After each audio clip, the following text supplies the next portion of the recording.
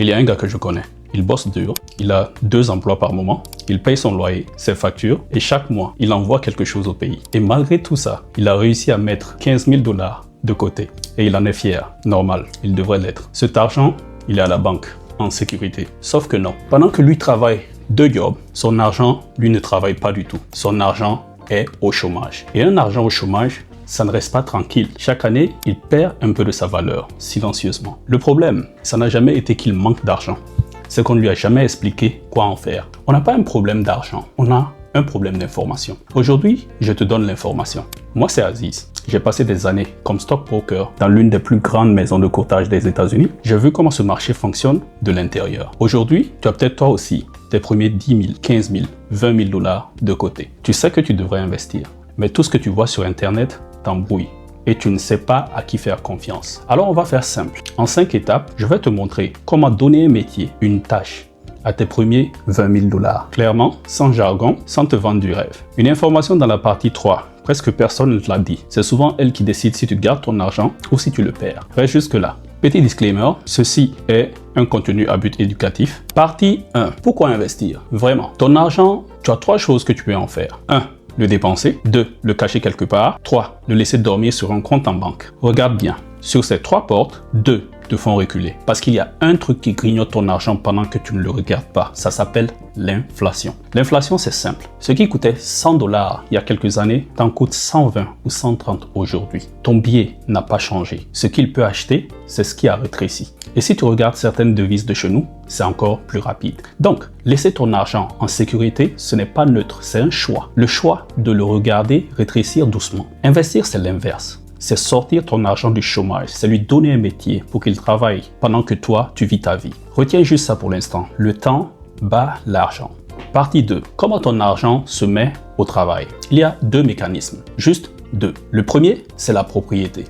Quand tu achètes une action, prenons Apple juste comme exemple, tu ne prends pas un ticket de loterie, tu deviens copropriétaire, propriétaire d'une toute petite part de l'entreprise. Si l'entreprise vend plus, ouvre plus de boutiques, gagne plus, elle vaut plus et ta part vaut plus avec elle. Tu ne fais rien. Ce sont des milliers d'employés qui travaillent pour la valeur de ta part. Le deuxième mécanisme, c'est les intérêts composés.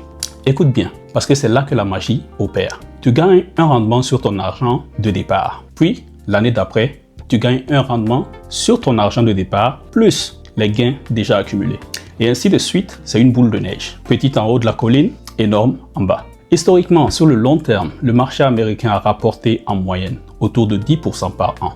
Ça, c'est la moyenne du passé. Ce n'est pas une promesse pour demain. Certaines années montent, d'autres années, on est en baisse. Mais voilà pourquoi tes premiers 20 000 $ comptent autant.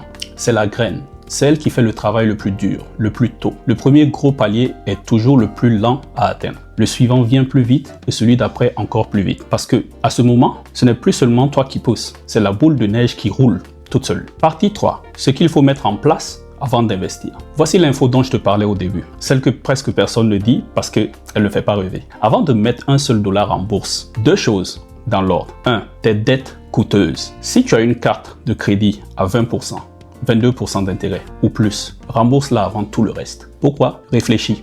Effacer une dette de 22%, c'est comme obtenir 22% de rendement sur ton argent sans aucun risque. La bourse, elle, ne te promettra jamais un truc comme ça. Donc commence par le gain le plus sûr qui existe. 2. Ton fonds d'urgence. 3 à 6 mois de dépenses mis de côté, accessible rapidement. C'est ton coussin. C'est ce qui te permet de dormir tranquille quand le marché baisse, et il baissera parfois, ou quand la vie t'envoie une surprise. Sans ce coussin, la première urgence te forcera à tout vendre au pire moment, et on évite ça. Une fois ces 2 choses en place, la question devient où loger ton argent.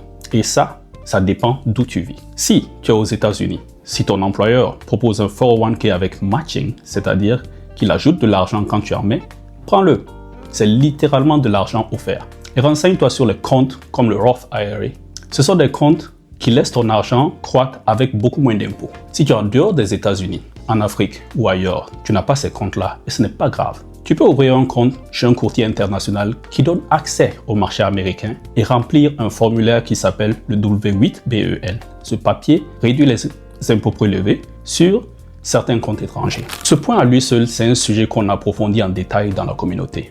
Le lien est en description et c'est gratuit. Mais reste avec moi parce que la partie 4 répond à la question que tout le monde se pose. Partie 4. Qu'est-ce qu'on achète concrètement? Alors, je vais être clair sur ce que je fais ici. Je ne vais pas te dire achète ça, ce serait un conseil. Je fais juste l'éducation. Je vais faire mieux. Je vais t'apprendre à réfléchir pour que tu n'aies plus jamais besoin qu'on te dise quoi acheter. Quand tu débutes, la vraie question, ce n'est pas quelle est la meilleure action. La vraie question, c'est comment je fais pour ne pas dépendre d'une seule. Parce que si tu mets tout sur une entreprise et qu'elle a un problème, tu perds gros. C'est fragile ça. La réponse, ça s'appelle la diversification. Ne pas mettre tous ses œufs dans le même panier. Et il existe justement des paniers tout faits. On les appelle des fonds indiciels ou ETF. Un ETF, c'est un seul produit qui contient des morceaux de centaines, parfois de milliers d'entreprises à la fois. Et il y en a qui traquent le marché entier. D'autres qui traquent certains secteurs spécifiques comme la tech, comme la santé, comme l'énergie. Pour démarrer, on regarde en général ceux qui traquent tout le marché américain. Des exemples, et je dis bien des exemples, pas une recommandation, VOO, VTI, SPY, tu tapes ça dans ton courrier et tu verras de quoi je parle. Avec un seul de ces produits, un seul achat, tu possèdes une petite part de toute l'économie américaine. Des centaines d'entreprises qui travaillent pour toi ensemble. Quand tu en regardes un, deux choses à vérifier. Est-ce qu'il traque le marché en entier ou juste un petit secteur? Et est-ce que ses frais sont bas? Parce que des frais élevés, sur 20 ans, 10 ans, ça mange une grosse partie de ta boule de neige. Ça, c'est la fondation. C'est par là qu'on commence tous.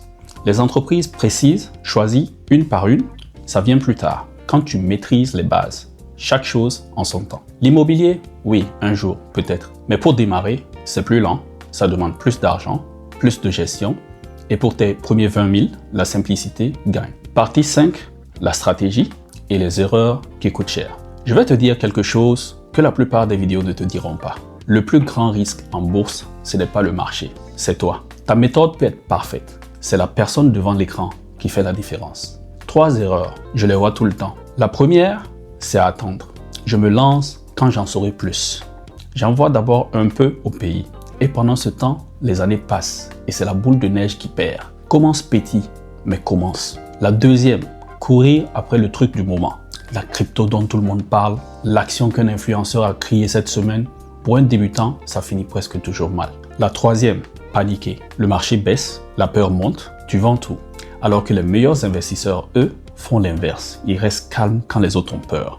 La bonne stratégie tient en une phrase. Un plan simple, automatisé chaque mois, tenu sur le long terme. Le temps dans le marché bat le timing du marché. Et là, honnêtement, pendant que tu regardes cette vidéo, une partie de toi cherche déjà une raison de remettre ça à demain.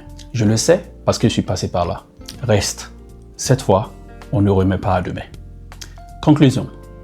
On a vu ensemble pourquoi ton argent ne doit pas rester au chômage, comment il se met à travailler, ce qu'il faut préparer avant, comment penser à ce que tu achètes et les erreurs qui font tout perdre. Tu as maintenant plus de clarté que la grande majorité des personnes qui touchent à la bourse. Si tu veux qu'on aille plus loin, comment ouvrir tes comptes, étape par étape, une communauté où tu peux poser toutes tes questions et ne plus jamais te sentir seul là-dedans, tout est gratuit. Le lien est en description.